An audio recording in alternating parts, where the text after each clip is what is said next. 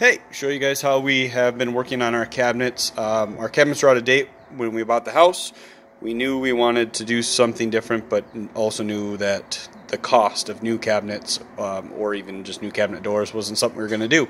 So I started making my own veneers using this kind of like a plywood 2x4 material. I run it through my table saw, so that's cutting out very thin strips. You don't see any of this part of the 2x4 at all. I'll show you what the strips look like. So here's a pile of strips, or the stock that I've been using.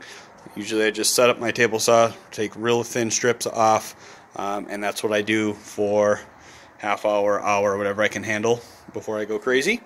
So I get some material to work with, and I can focus on the other part. So the strip is literally just that thick. That's the part that shows. And this is kind of with that other wood that you don't see. And that's where that ends up.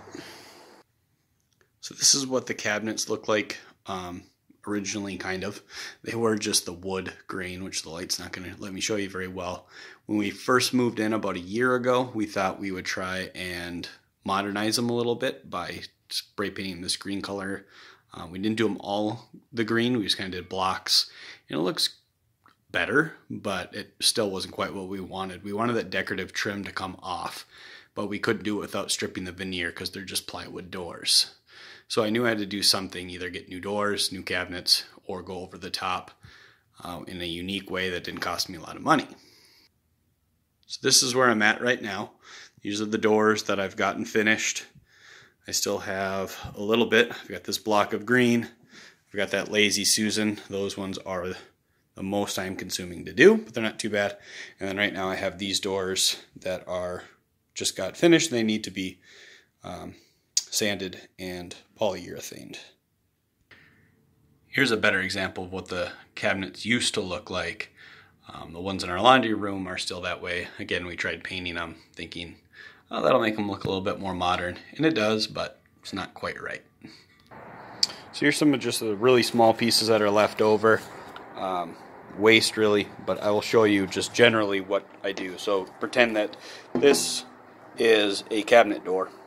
I put the strip on, line it up as perfect as I can with the top or the bottom of the cabinet, nail and glue that one in place, and then I just come in butting these up over and over and over again, making sure that I get the ends lined up, everything's tight, and again I'm gluing and then just doing a 5/8 brad nail to keep everything in place. Here's the examples of the ones that were off when I was in the kitchen that are right now, they just got glued, nailed, and then you can see all the putty for the nail hole filling that I did. Surprisingly, you do not see the nail putty marks at all. I did them sporadically. I did as few as possible just to kind of keep things from moving and shifting. And once they get up there, there's just so much going on with this wood. Natural little spots that are errors as well as just the lines. You just can't see it. So that's a real benefit to using this type of wood. I don't know what this wood is or what it's called. Like I said, it's essentially plywood that they pressed into a 2x4 style. Those are the nails I'm using, really small. Like I said, they are 5/8 of an inch. So they go through, but they don't come out the back side. Little random side note, here is like an end table that I made out of the same stuff. This is about an inch thick before I ran it through. Or these ones, I should say, were not run through a table saw to get little strips. So this is a 1-inch piece, many pieces all put together to make the top and the rest of it. Another example, we actually use this stuff to make our bathroom countertop. So like the coffee tables, or the end table, excuse me, just about 1-inch strips that are all butted together, glued and screwed into each other, and made a really cool countertop out of the same material.